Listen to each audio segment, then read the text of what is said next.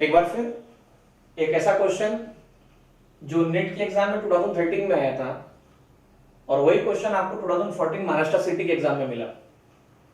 Question में ऐसा कहा गया है, आपके पास में कोई एक ऑब्जेक्ट है, वो ऑब्जेक्ट या वो बॉडी रोलिंग मोशन परफॉर्म करते हुए किसी कर्व सरफेस पे जाती है।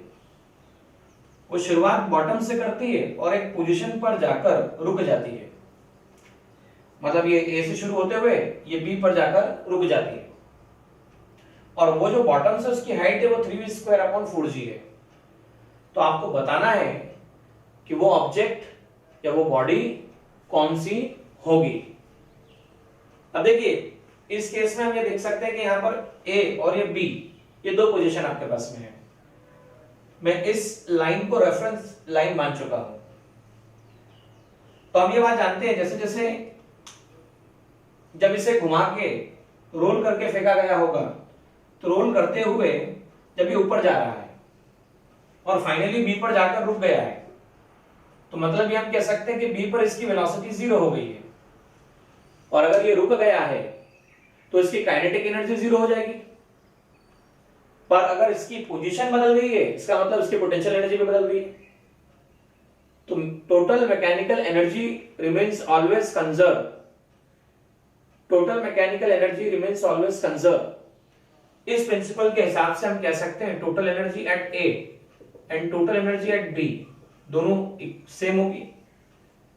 Kinetic energy at A plus potential energy at A, kinetic energy at B and potential energy at B. शुरुआत में वो मोशन परफॉर्म कर रहा है तो हम कह सकते हैं हाफ mv² 1 + k²/r²। और इनिशियली देखिए इसकी हाइट 0 है। अब जब इसकी हाइट ही 0 है तो mg × 0 और फाइनली जाके b पर रुक गया है तो हाफ mv², तो b पर वेलोसिटी 0 है। ये आ गया आपके पास mgh। अब हम ये लिख सकते हैं हाफ mv² 1 + k²/r²।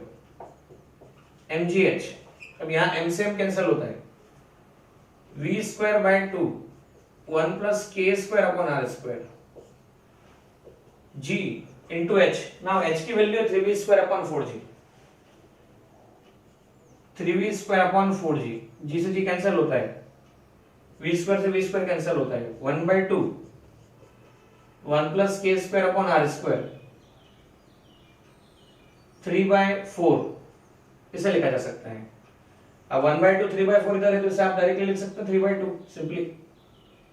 अब 3/2 लिखा आपने तो k²/r² की वैल्यू को लिखा जा सकता है 3/2 - 1। तो k²/r², 3/2 - 1 को लिख सकते हैं आप 1/2। और k²/r² की वैल्यू 1/2 होती है डिस्क के लिए। और वो कैसे पता चला, तो देखिए ऐसे पता चला।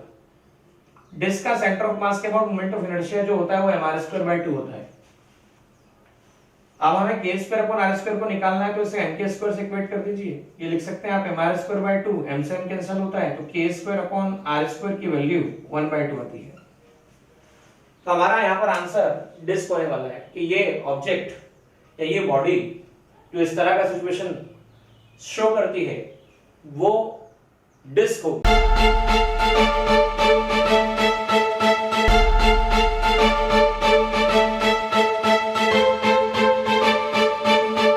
पुरोहित अकॅडमी, मेन ब्रांच प्रभात चौक, MJ कॉलेज रोड, लोकमान्य हॉस्पिटलच्या बाजूला, जळगाव आणि पांडे क्लासेस जवळ, बंधन बँके शेजारी, ट्रॅफिक गार्डनच्या समोर, जळगाव।